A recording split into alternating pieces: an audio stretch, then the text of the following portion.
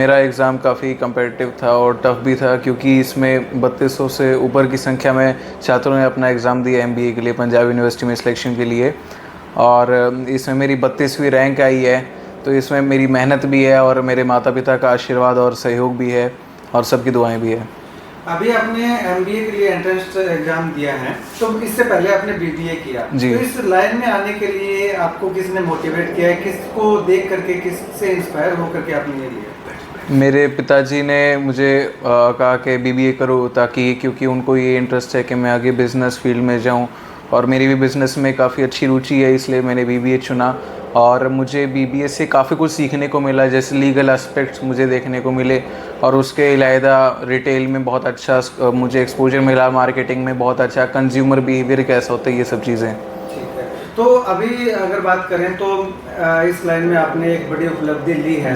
अक्सर देखा जाता है कि नेताओं के बच्चे जो वो नेता पॉलिटिक्स में जाना चाहते हैं, लेकिन आप बिजनेस लाइन में जाने का क्या रीज़न? देखिए, ऐसा कुछ नहीं बिज़नेस लाइन का, मुझे बस बीबीए में रुचि थी, इसलिए मैंने किया। और मेरा शुरू दिन से पढ़ाई में बहुत अच्छा टच रहा है। 12वीं तक मैं थोड़ा कम पढ़ता था, उतना नहीं, मेरे आ जाते थे 85 से 90%, ज़्यादा नंबर तो कभी हासिल किए नहीं। पर कॉलेज में जैसे ही मैं हुआ, तो जैसे first second third in positions पर मेरे गुरुओं की मदद से जो कि है मैं हासिल कर पाया। और अभी पंजाब यूनिवर्सिटी में भी जो एग्ज़ाम हुआ, वो भी मैं अपने गुरुजी गौरव वत्स सर को भी क्रेडिट देना चाहूँगा, क्योंकि उन्होंने मुझे काफ़ी प्रोत्साहित किया पढ़ने के लिए, और मुझे अलग से क्लासेस भी दी। और साथ में मेरे शुभम सर भी, जो मुझे ट्यूशन से पढ़ाते हैं, और दीक्षा की मैंने बुक यूज़ की थी एमबीए के मैंने एग्ज़ाम देने के लिए। जी। शेड्यूल क्या रहता था आपका सुबह से लेकर के शाम तक? कितने समय तक आप पढ़ाई करते थे, और क्या कि टाइम टेबल क्या आपने बना रखा था? अब मैं सुबह 7 बजे उठता था, उसके बाद 8 बजे तक तैयार होके, और थोड़ा मेडिटेशन करने के बाद 10-15 मिनट की मैं अपने दोस्त के घर, सतनाम के घर जाता था चंडीगढ़। तो वहाँ पे मुझे आधा घंटा पहुँचने का लगता था। मैं 9 बजे पढ़ाई शुरू करता था, और लगभग 4 बजे तक मैं लगातार फुल स्ट्रेच पे पढ़ता था। लगभग 7 से 8 घंटे की मेरा पढ़ाई रहती, जिसमें 3-4 घंटे कॉलेज की पढ़ाई और 3-4 घंटे एमबीए के एग्ज़ाम की, क्योंकि मेरे कॉलेज के भी अभी एग्ज़ाम फ़िलहाल ही हुए हैं सेमेस्टर 6 के। और उसके बाद मैं 6 बजे जिम चला जाता, 8 बजे जिम से एक इंटेंस वर्कआउट करके, और अपना पोस्ट वर्कआउट मील कंज्यूम करके जो कि है, मैं घर चला जाता, और उसके बाद ट्यूशन से फिर सो जाता। बड़े घराने के आप लाडले हैं, परिवार का कितना सपोर्ट रहा? हालांकि आपके दादाजी कई बार सरकार में मंत्री भी रहे हैं जी। परिवार का सपोर्ट कितना रहा? परिवार का बहुत अच्छा सपोर्ट रहा हमेशा। मेरे दादाजी, मेरे माताजी, मेरे पिताजी, मेरे मम्मी, मेरी बहनें, इन सभी ने मुझे बहुत सपोर्ट किया है। और जब भी मैं पढ़ने लगता, तो मुझे कभी ये नहीं कि ध्यान से भटकाते, बल्कि हमेशा यही कहते कि परिवार के जो भी शादी हैं, ये सब बाद में हैं।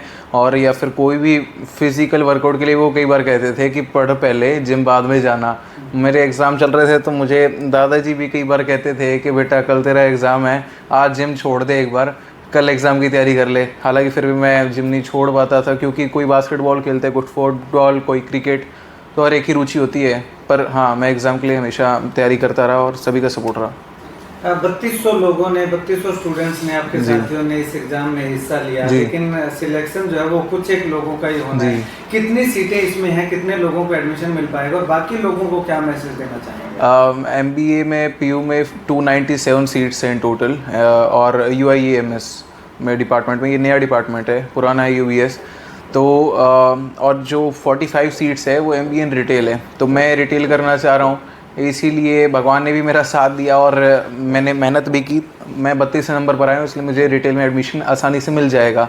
और जिन स्टूडेंट्स का एडमिशन नहीं भी हो पाए कोई कारण से, उनको भी मैं आगे के लिए बेस्ट विशेस देता हूँ कि आप कैट का एग्ज़ाम दीजिए, या फिर लॉ का एग्ज़ाम दीजिए, थियर लॉ, या फिर एमबीए का भी अगर देते हैं, तो आप हार्ड वर्क कीजिए, मेहनत कीजिए। आपके पास बहुत टाइम है, और अलग अलग यूनिवर्सिटीज़ हैं जिनमें आप कम्पिटिटिव एग्ज़ाम क्लियर कर सकते हैं। और जिनका सिलेक्शन हो चुका है साथियों, हम यूनिवर्सिटी में मिलेंगे, एक दूसरे के साथ सहपाठी होंगे। अमूमन देखने को आता है कि लीडर का बेटा लीडर ही बनता है, या दूसरा प्रोफेशन का का बात की जाए तो उस प्रोफेशन को ही अडोप्ट करता है। आप एक सीनियर लीडर के बेटे हैं, लेकिन आप पॉलिटिक्स में जाने का आपका कोई ऐसी इच्छा है या आपका एम क्या है, सपना क्या है आपका? अभी मेरी पॉलिटिक्स में जाने की तो कोई इच्छा नहीं है, ना ही मेरी मतलब किसी और फील्ड में, बट मैं ये मानता हूँ कि लोगों के साथ जुड़े रहना चाहिए। और फ़िलहाल तो मैं अपनी MBA की तरफ ज़्यादा ध्यान दूँगा कि ताकि और अच्छे नंबर लाऊँ और यूनिवर्सिटी में MBA में भी टॉप करूँ।